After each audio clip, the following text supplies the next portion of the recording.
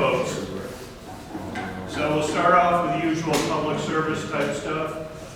Your rewrite for your reports is due a week and a day from today. So please do not be late with that. Just like before, it'll be turned in online to MEE.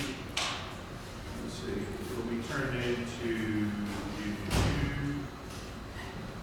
the class email right here. So make sure it goes there, not to my personal inbox. Any questions you have are certainly welcome to come to my personal inbox. The work goes there. Okay, today, motors. This is a huge kettle of fish, which is only going to be done at a high level like everything else. But hopefully you can get something good out of this.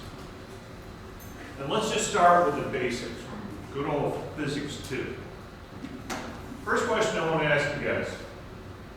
Can you use a magnetic field to pull on an electron?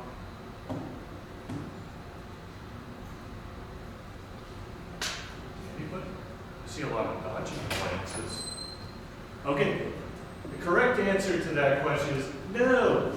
You cannot pull on an electron with a magnetic field. So if I have, like in the old TVs, the old cathode ray tube TVs, like when I was a kid and I was in my feety pajamas watching cartoons on Saturday morning. Okay, there was an electron gun in that CRT shooting a stream of electrons, and there was a magnetic field going both down and over. The field that was going down was capable of deflecting those electrons left or right, depending on the polarity of the magnetic field. The field going this way was capable of deflecting the electrons up or down. And by alternating those two steering magnets, you could then scan the electrons back and forth on the CRT. And when the electrons hit the phosphor screen, they illuminated. So by modulating the intensity of the electron beam, you could make the phosphor dots brighter or dimmer, and that in turn gave you Tom and Jerry, or Super Friends, or whatever was on Saturday morning. Okay, why is that relevant? Well, we're going to do the same kind of thing in motors. So if I have an electric motor, folks, and let's say that I've got a magnetic field and it's just going down through. So I got the North Pole, the South Pole, and I've got some current going into the screen. I'm going to experience a force on those electrons pushing that conductor in this direction. And then if the loop of wire comes out of the screen, goes back in, and my current's going in right here, in the same magnetic field, I'm going to get a force in that direction. And the whole thing's going to want to rotate. And that's the basis of how almost every electric motor works. The topologies are going to be completely different in a lot of things, but that's how it works.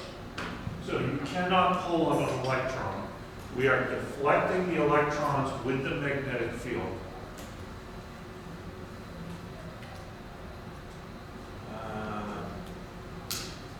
Then the next question, of course, is what are we going to use it for? Okay, there's all kinds of ways to make motion. Like this little stepper right here. Okay, if I want to control position, stepper is a great choice.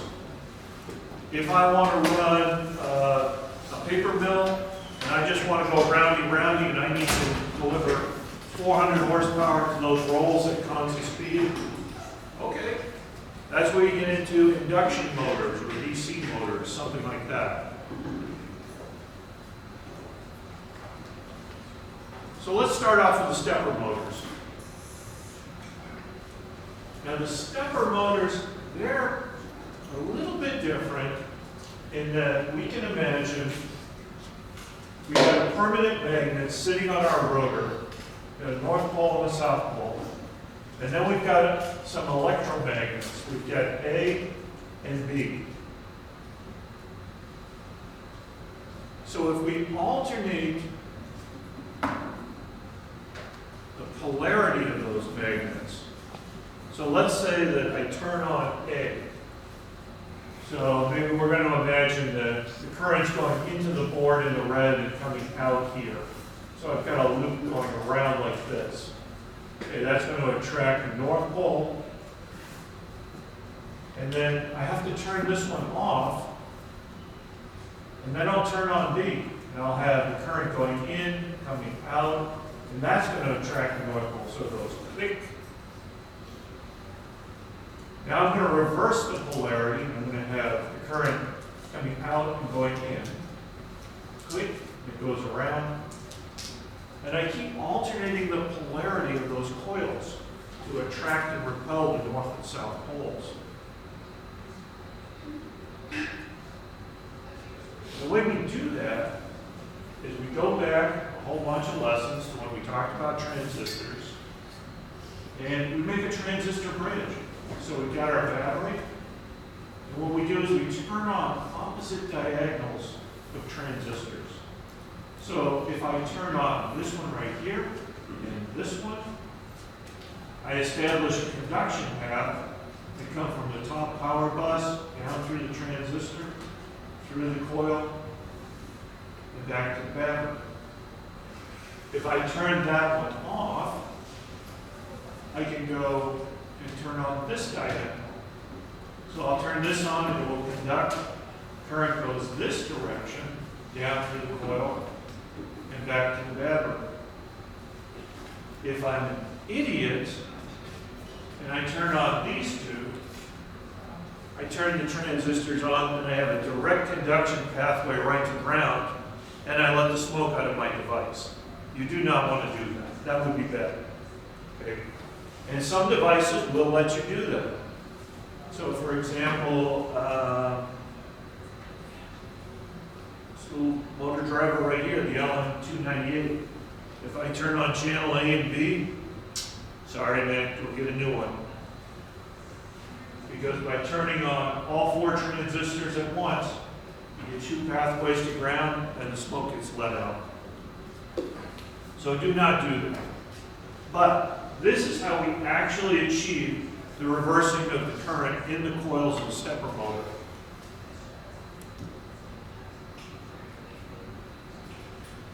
Generally, we don't do what I just said. We don't do what they call wave drive or single coil drive. Just go and click, click, click. What we generally do is what they call half-stepping or two-coil drive. And it's just marginally more complicated. So you start off with north and south. So I guess in this example, I got south up on the top first. And then I turn on channel A and B in the same polarity. And the rotor gets dragged to the center. Now, it can't really be right up against this one. Can't be up against that, takes the intermediate position. Okay. Then I turn off A, and I just leave B on. And I go over another 45 degrees. Same thing here. And I'll turn on B and A, or excuse me, B forward and A inverse. And then I drag that south pole around. And I just keep going around. But notice, I almost always have two coils on. So when I do this, I get 41% more torque at the cost of twice the energy consumption. Does that matter? If you're on the Mars rover, maybe. If you're sitting here on the desk, not so much.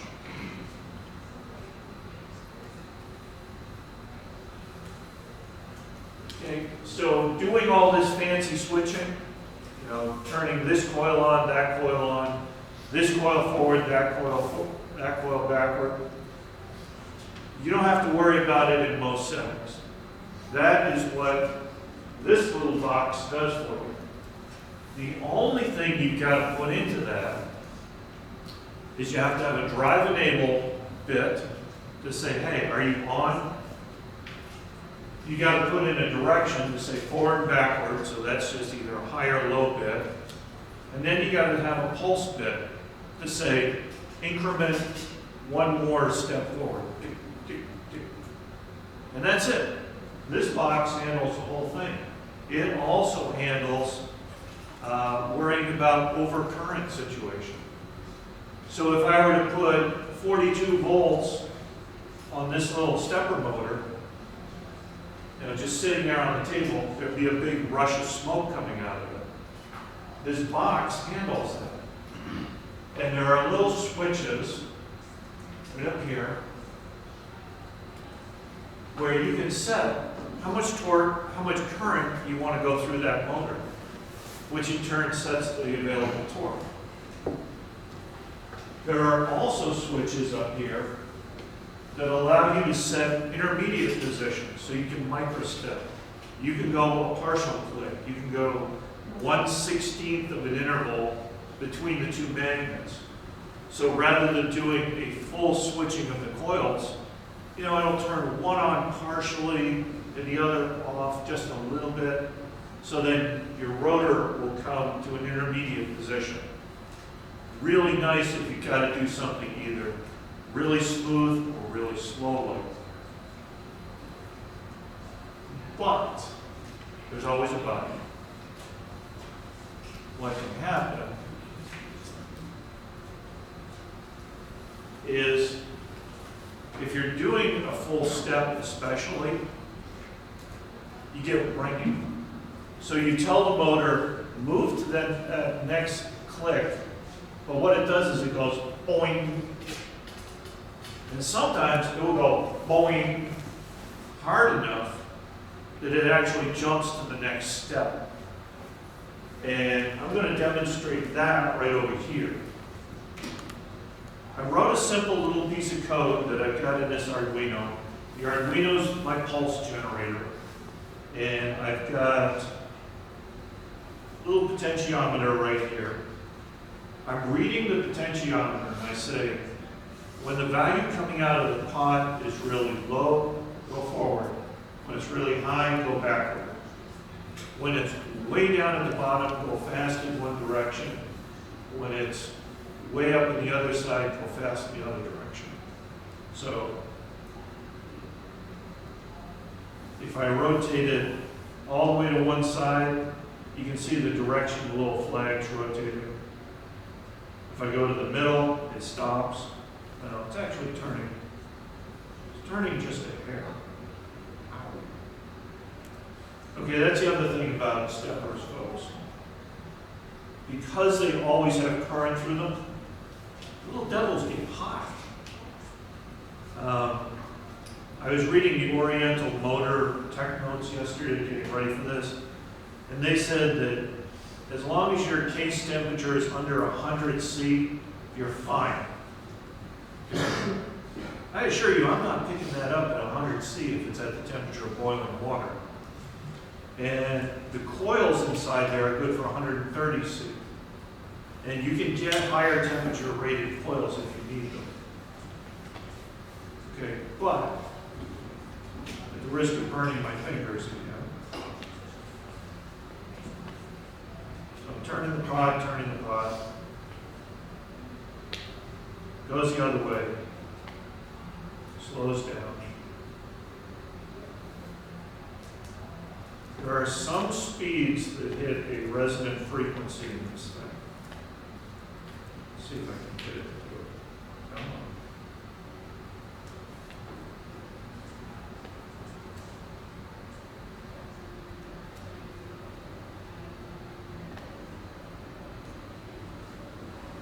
Okay, I wish I had a microphone on this thing. You can hear it. It sounds really crunchy. Okay, and it's not moving exactly right. It's not a nice smooth rotation.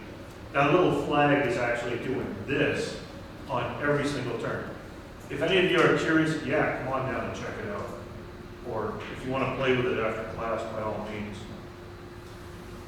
Okay, and that is that resonance, that's that ringing, trying to get to the next position, but either overshooting or doing something bad.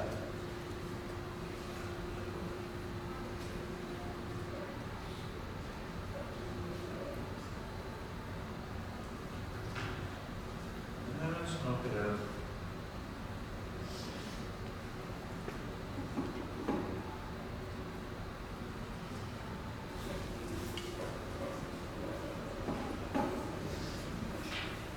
I'll just leave it right there, let it be a little grimy. So one of the things you got to do, in order to not have that ringing in the overshoot, this is where a little bit of good old friction will really help you out. So even though your motor is sitting here going grindy, grindy, grindy on the table, if I put it in a 3D printer or some kind of automated assembly system where it can't overshoot as much because there's friction damping it out, it may run just fine.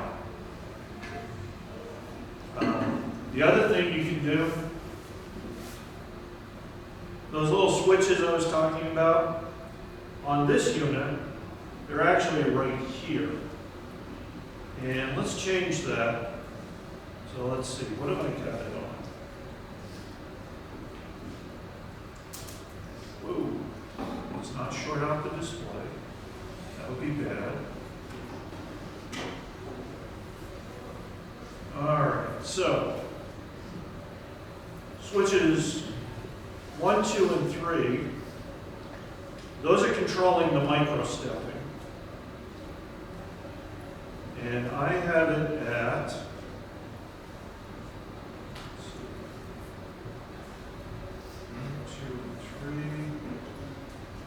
I have it in the off, off, on position, so off, off, on. So this is the lowest setting, most microsteps. So this is a 200 pulse per rev motor with 16 microsteps. So it takes 3,200 pulses to go around the circle at one time. Let's put it up at just plain 1 pulse. So 200 pulses will go around 1 time. So I need to set this to on, off.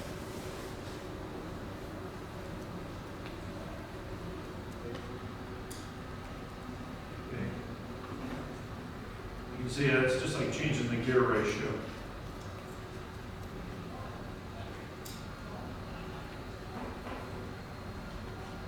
And now it's doing another thing that you got to watch for. Okay, I'm sending too many pulses too fast. It just can't make that step because it doesn't have enough rotor, it doesn't have enough torque. But if I turn down the pulse rate,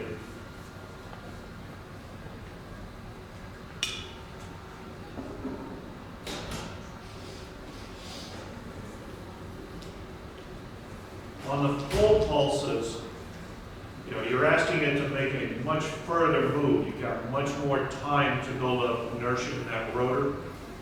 Okay, and that's really the ringing that I wanted to show you.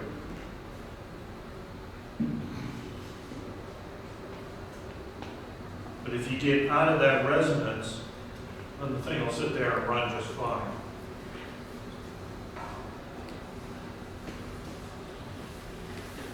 So you can have ringing, you can also have excessive rotor inertia. Let's say I put an 18-wheeler tire on top of that little motor and say move. Well, okay, it might do it with enough time, given the torque it's got. Okay. But Oriental Motors says keep your rotor inertias to within 3 to 10 times that of the actual motor rotor. And they publish those with the data sheets. So that is stepper motors. Really cool, really nice. Saves you a lot of problems with tuning.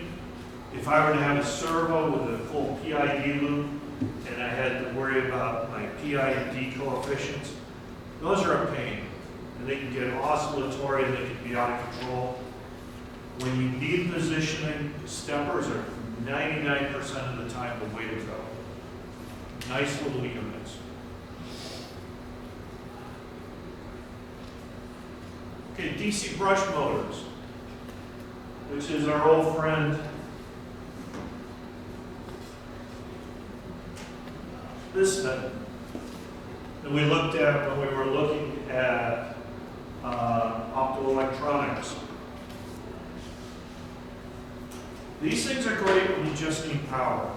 Okay, if you need a desk fan, if you need something to just move with torque and speed, you're not worried about position. You absolutely can make a brush motor move to a certain position. But then you're going to need an encoder, you're going to need full PID control. It gets a lot harder. Versus this little thing that can be run open loop to position.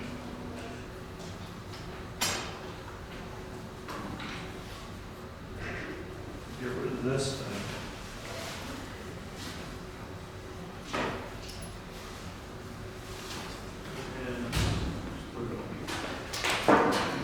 See if I can get this one set up quickly.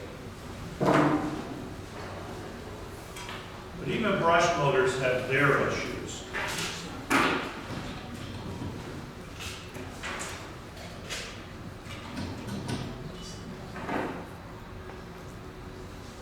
This demonstration is a lot like the stepper in that a little pot. And I'm going to spin the pot. But I want you to watch what goes on with the motor. And this is going to show you why you got to be careful when you're controlling DC brush motors. You guys can see that okay.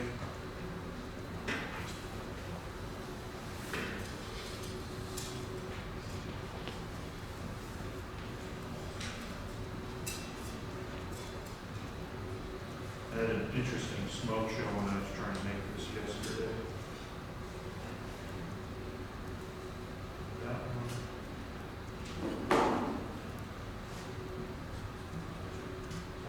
It was a smoke show for a reason most of you probably wouldn't expect. This is a rat's nest.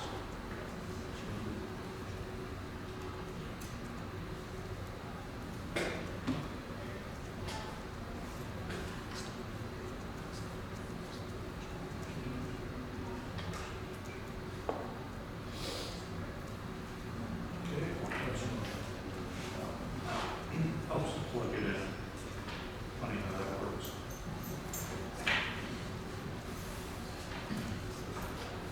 So I've done something conceptually very similar. I'm reading the pot.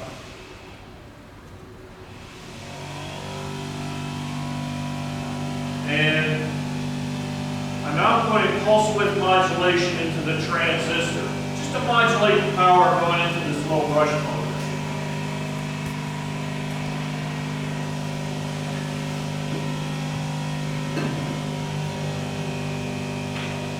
I keep whacking myself with that thing like I did yesterday.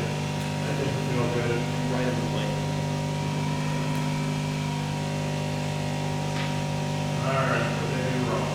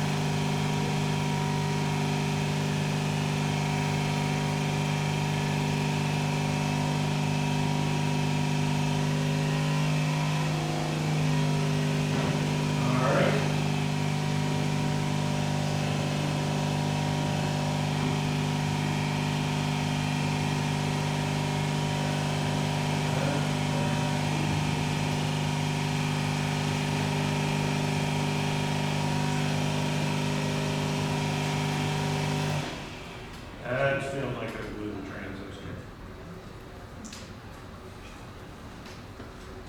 What I was trying to show you, which I should have had a video backup,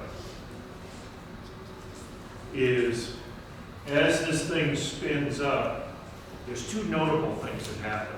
I'm controlling the DC brush motor with PWM, and I'm putting 12 volts into it.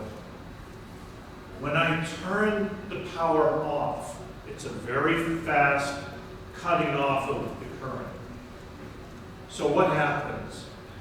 I got current flowing through a coil, I cut the power off, there's a very high IDT.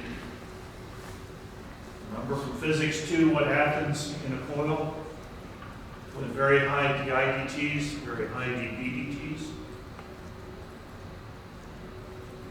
Well, you guys need more coffee. Big voltage spike. So what I was seeing that I was trying to demonstrate for you is I was seeing negative 60 volts coming out of the motor at the first microseconds when I was turning that coil off. So you've got to be very careful about those motor spikes.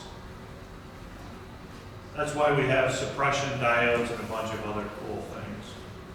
The other thing that I was seeing was you could actually see the back EMF of the motor. So as this thing is running, yes, I'm putting current in, but I still have copper going through a magnetic field. So this thing is self-generating as it's turning. So you can see when I turned the current off and the motor was coasting, you could see it was producing 6 volts, 10 volts, whatever the case. And at those speeds, that means I can push less current in. So if I really needed to have cutting-edge performance on a DC brush motor, I might start off with low current, ramp it up so I don't smoke the coils. But then I can apply higher and higher voltages so that as I fight that back EMF, I can push more current into the rotor. So maybe we'll see that next time. I don't do well with failure.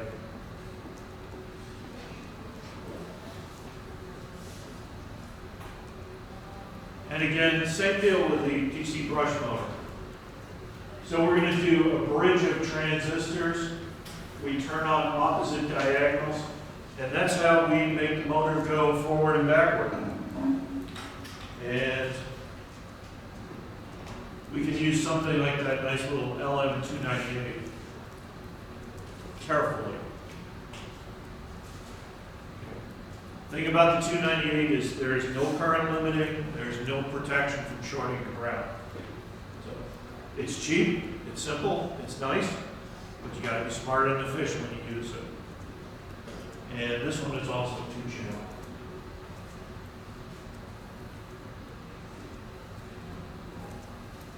Okay, so those are the two biggie, most prominent variations of DC motor. But now we got to talk AC motors. And the two AC motors you're going to run into the most out in the world are going to be your 3-phase motors, because they're like the industry standard. Everything I've got in Crosby, all of the drill presses, all of the lathes, they're all 208 3-phase. So hugely important.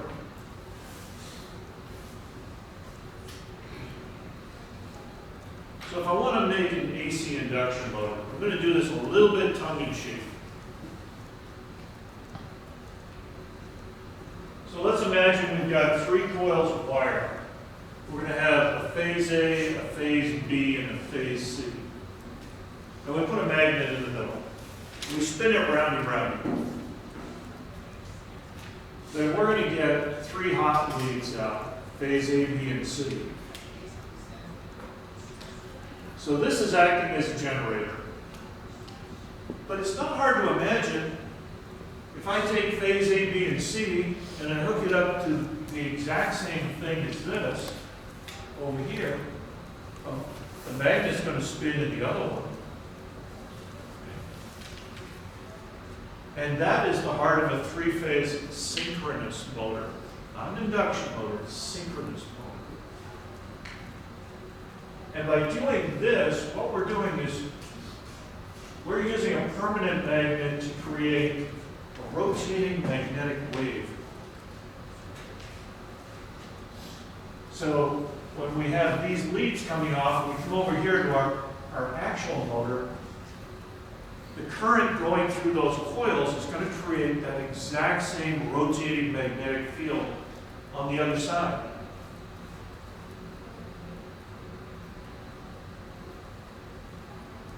Now the nice thing about AC motors and induction motors, no brushes, nothing to wear out. They're almost bulletproof if you don't abuse them. So what happens is that rotating magnetic field in the three-phase induces current in those little squirrel cage bars. And that creates an opposing magnetic field, which then interacts and it starts the rotor spinning. Very, very simple, very bulletproof.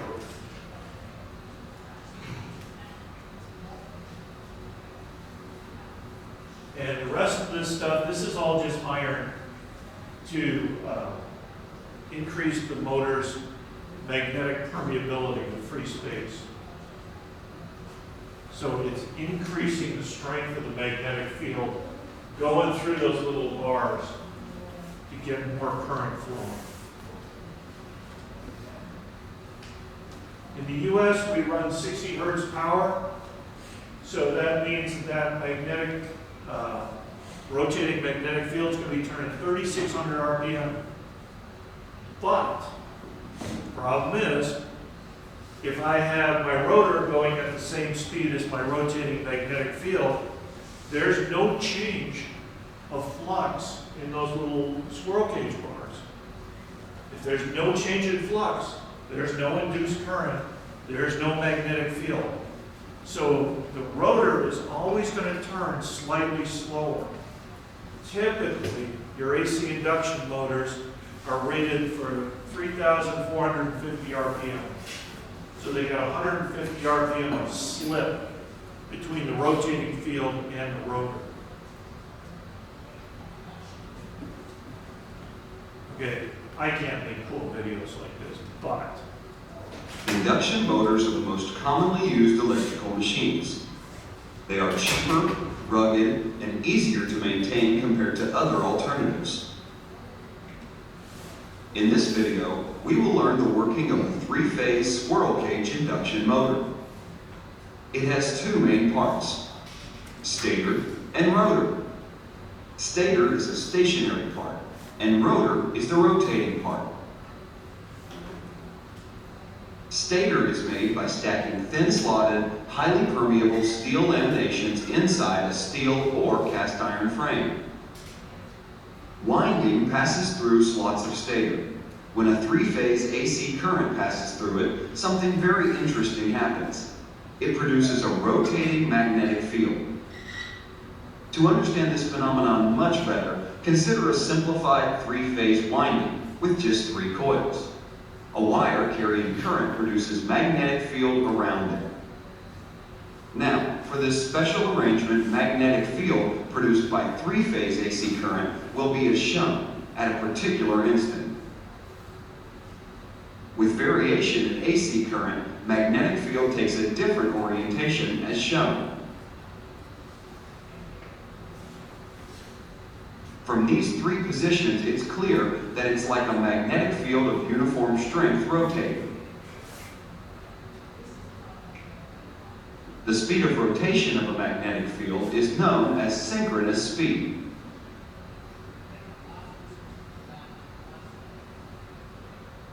Assume you're putting a closed conductor inside it. Since the magnetic field is fluctuating and the EMF will be induced in the loop according to Faraday's law, the EMF will produce a current through the loop. So, the situation has become like a current-carrying loop is situated in a magnetic field. This will produce magnetic force in loop, according to Lorentz law. So, the loop will start rotating. A similar phenomenon happens inside an induction motor also. Here, instead of a simple loop, something very similar to a squirrel cage is used. Three-phase AC current passing through stator winding produces a rotating magnetic field. So, as in the previous case, current will be induced in bars of squirrel cage, which is shortened by end rings, and will start rotating. That's why it's called an induction motor. Electricity is inducted in the rotor by magnetic induction rather than direct electric connection. To aid such electromagnetic induction, insulated iron core lamina are packed inside the rotor. Such small slices of iron make sure that eddy current losses are minimal. This is another big advantage of a three-phase induction motor. It is inherently self-starting. So, you can see here that both magnetic field and rotor are rotating. But, at what speed will the rotor rotate? To obtain this answer, let's consider different cases. Consider a case where the rotor speed is the same as the magnetic field speed. Since both are rotating at the same speed, the rotating loop will always experience constant magnetic field.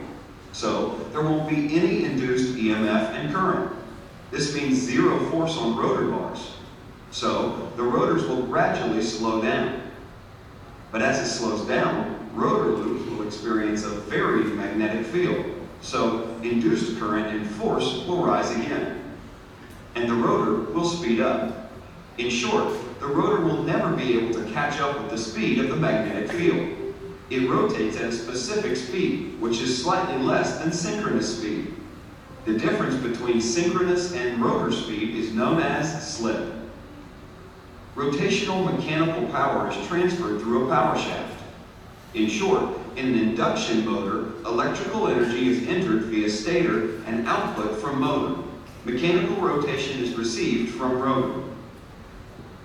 Energy loss during motor operation is dissipated as heat. So, a fan at the other end helps in cooling down the motor. Hope you got a good introduction on the working of induction motors. Thank you. Okay, so super simple, practically bulletproof. But if you want to make it go faster or slower, you need one of these things, variable frequency drive. So what goes on in that drive is you're going to take your three-phase AC power coming in, you're going to rectify it down into DC, and then you're going to use a fancy version of that transistor bridge to generate three-phase power of the appropriate frequency. Then you can throttle that motor up, down, do whatever you want.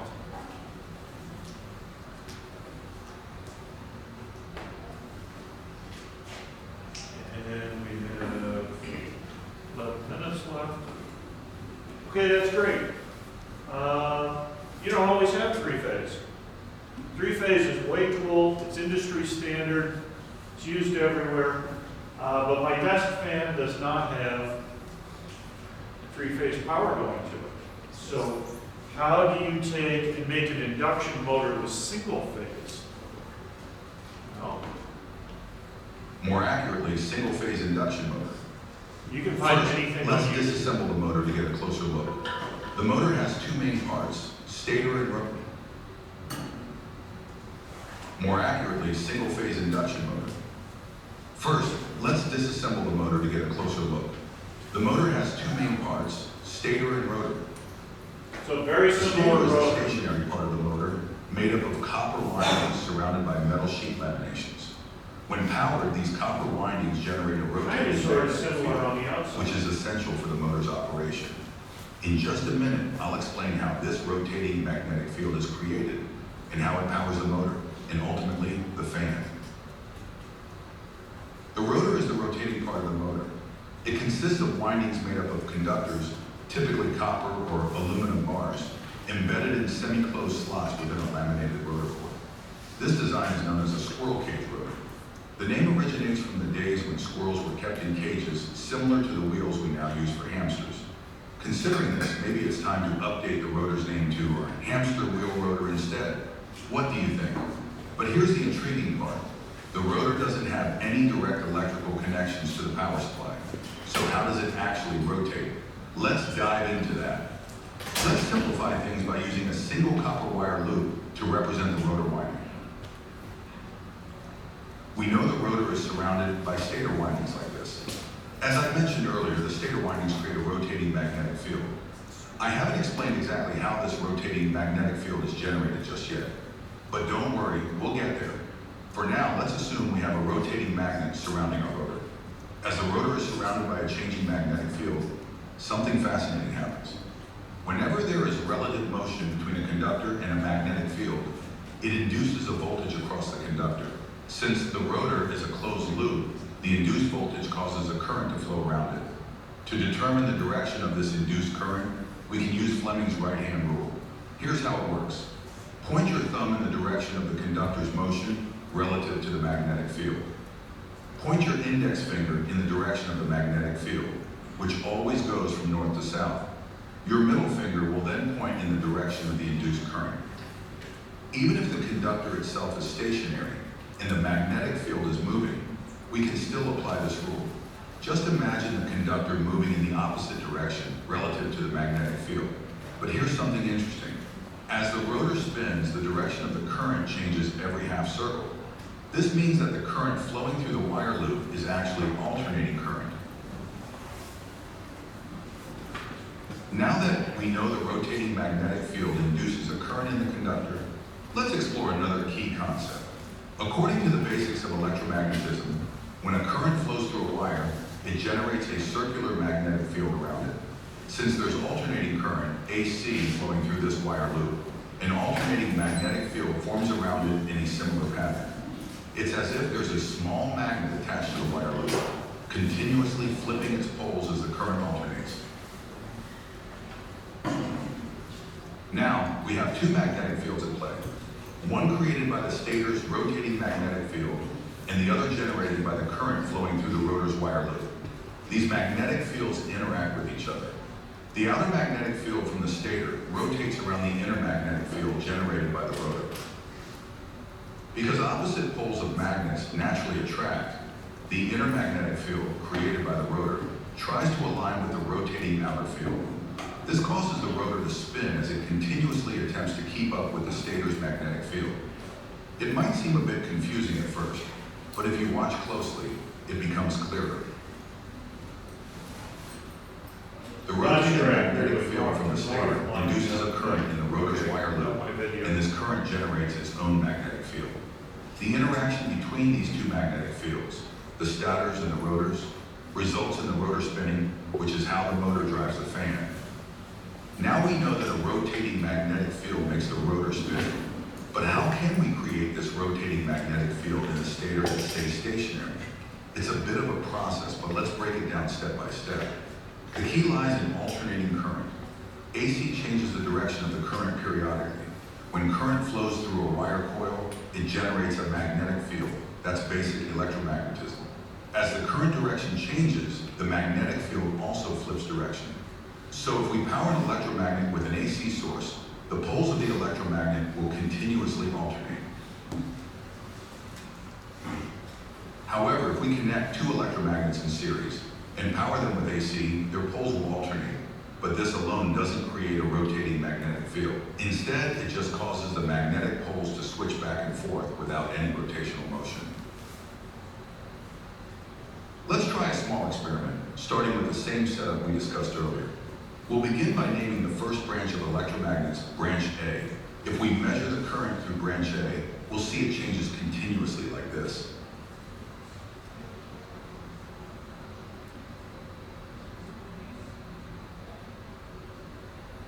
Next, let's add another set of two series-connected electromagnets, wired in parallel with branch A. We'll call this branch B. If we measure the current in branch B, it also changes continuously. When we compare the two ammeters, we'll see that the current in both branches changes simultaneously, meaning the currents are in the same phase.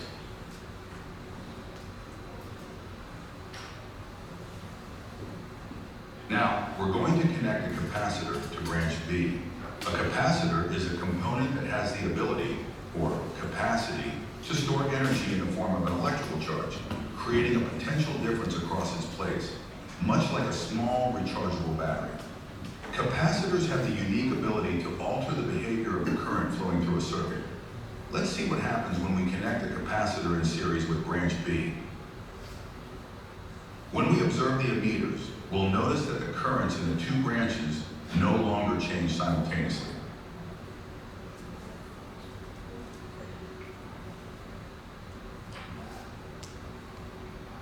This is known as a phase shift, where the capacitor leads the current.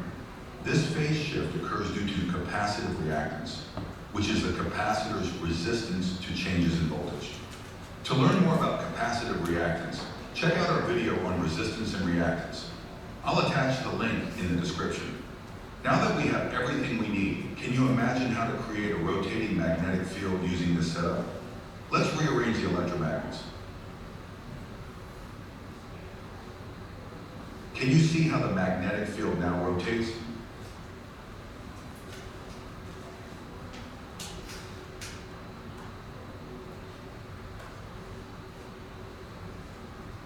Now that it's clear, I hope you've got the idea.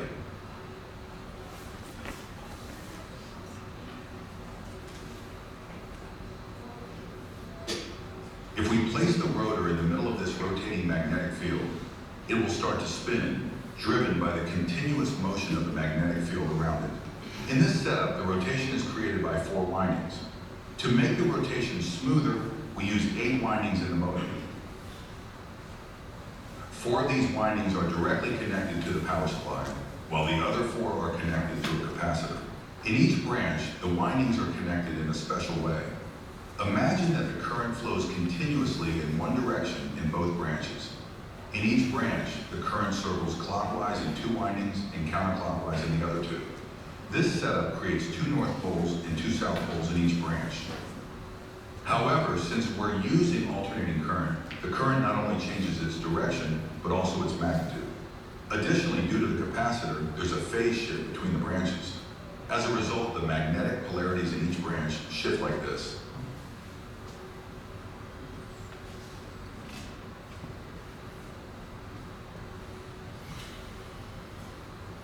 This may seem random, but when we align them like this, we can clearly see that the magnetic poles move in one direction.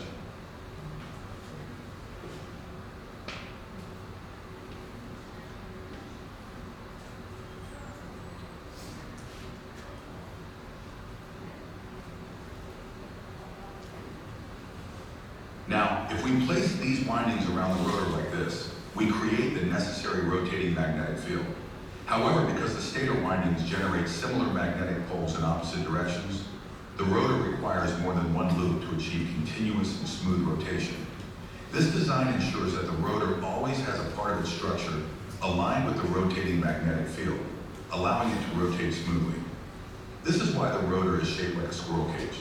The multiple bars in the rotor ensure that there's always a portion of it positioned to interact with the stator's magnetic field, regardless of its orientation. This design guarantees smooth and continuous rotation, allowing the motor to function efficiently.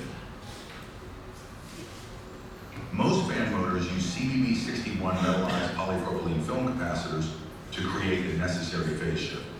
And that's the essence of a single-phase induction motor. I hope this explanation has cleared things up for you. Okay, so the takeaway message, guys, is when your AC fan breaks down someday, the first thing to do is replace the capacitor, because everything else inside the motor is bulletproof. And that will save you a couple $100 on the service call. All right, thank you. That's all I got.